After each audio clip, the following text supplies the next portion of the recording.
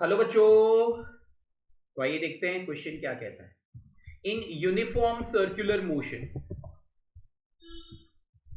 what you want to tell about, what you want to assume, I can't say assume, what you want to predict about the angular momentum. We are having the four options, चार option है हमारे पास। Angular momentum के बारे में क्या कहना है? Predict करो, कुछ भी करो, राइट, लेकिन सही बताओ। प्रेडिक्ट करने की और गेस करने की तो जरूरत ही नहीं है। अगर आपने नॉर्मल टेक्स्ट बुक्स भी पढ़ी होगी तो इसका आंसर आपको पता होगा, राइट। देखिए, एंगुलर वेलोसिटी, दो रिलेशंस के बारे में यहां बोला गया है, एक ओमेगा बोली गई है और एक एंगुलर मोमेंटम बोला गया है। तो ये कौन वेरी कर रहा है, कौन वेरी नहीं कर रहा है, ये हमें देखना है। देखो, ये दोनों जो है ना, वो एक तरीके की वेक्टर्स क्वांटिटी है। तो सबको पहले मैं वेक्टर क्वांटिटी के बारे में थोड़ा सा बता दूं। वेक्टर क्वांटिटी अगर मैं कहूं कि वो कांस्टेंट है, राइट, तो इसका मतलब उसका मैग्नीट्यूड भी कांस्टेंट है, इसका मतलब उसकी डायरेक्शन भी कांस्टेंट है। दोनों चीजें नहीं बदलनी चाहिए, तब भी मैं कहूंगा कि ये चीज कांस्टेंट है, अगर वो वेक्टर क्वांटिटी है। स्केलर क्वांटिटी है तो मैग्नीट्यूड कांस्टेंट होना चाहिए, उसके अलावा उसके पास डायरेक्शन भी नहीं। जैसे मास है, वो एक स्केलर क्वांटिटी है, एनर्जी एक स्केलर क्वांटिटी है, राइट, तो उसकी वैल्यू कांस्टेंट है, उसकी कोई डायरेक्शन नहीं है, राइट। तो अगर उसकी वैल्यू नहीं बदल रही तो वो कांस्टेंट हो जाएगा। मान लीजिए सर्कुलर मोशन में, राइट, वेलोसिटी है, उसको टेंजेंट में लगाएंगे, तो अगर पार्टिकल घूम रहा है तो उसकी वेलोसिटी का डायरेक्शन कंटिन्यूअसली बदलता जा रहा है, भले उसका मैग्नीट्यूड सेम है, लेकिन अगर डायरेक्शन का बदलाव हो रहा है तो वो भी एक बदलाव है वेक्टर क्वांटिटी के लिए, तो वो कांस्टेंट नहीं होगी। उसका मैग्नीट्यूड सेपरेटली बोलेंगे कांस्टेंट होगा, डायरेक्शन कांस्टेंट नहीं है। अब वेक्टर्स में भी दो आते हैं, एक पोलर वेक्टर्स, एक एक्सियल वेक्टर्स। रोटेशनल मोशन के लिए let us take an example, मैं ये डिस्क ले रहा हूं, राइट, मैं ये छोटी सी डिस्क ले रहा हूं, ये अपनी एक्सिस के रिस्पेक्ट में ओमेगा से घूम रही है।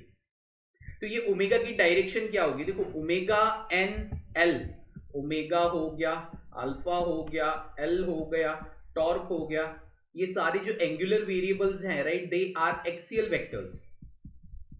अब आपके दिमाग में आएगा कि भैया ये एक्सियल वेक्टर्स तो आपने बता दिया, लेकिन ये है क्या? एक्सियल वेक्टर्स वो होते हैं, राइट, जो अपनी एक्सिस ऑफ रोटेशन पे लाई करते हैं। मैक्सिमम एंगुलर वेरिएबल्स, राइट, सारे एक्सियल वेक्टर्स होते हैं। ये आपकी एक्सिस ऑफ रोटेशन है, जिसको मैं AOR बोलता हूं, राइट, यहां पे ये लाई करते हैं, इसको एक्सियल वेक्टर्स बोला जाता है। तो let us take an example, मैंने ये विजुअलाइजेशन में गायरोस्कोप का एग्जांपल इसलिए ही दिया हुआ है ताकि हम इस चीज को समझ सके, क्योंकि it's the best example to understand this question, right. अब ध्यान से देखिएगा, अगर इसकी यूनिफॉर्म मोशन है और इसकी ओमेगा कांस्टेंट है, राइट, तो देखो, पहले तो angular momentum r cross v होता है, L that is equal to r cross v। इसकी डायरेक्शन इंटू m होता है, राइट, इंटू m होता है, लेकिन इसकी डायरेक्शन इस पे डिपेंड करती है एंगुलर मोमेंटम की।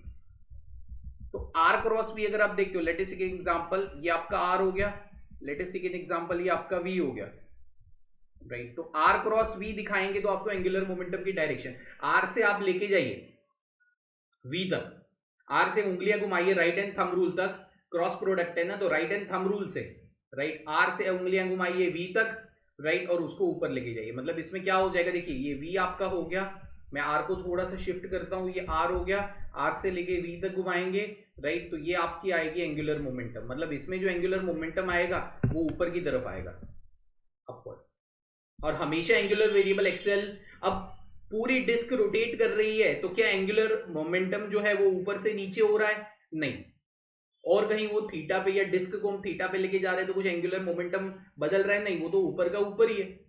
इसी तरीके से आप एंगुलर वेलोसिटी भी घुमाओ, ओमेगा एंटी क्लॉकवाइज घूम रही है तो ऊपर है, क्लॉकवाइज है तो वो ओमेगा नीचे है, right. Right hand thumb rule, this happens by right hand thumb rule.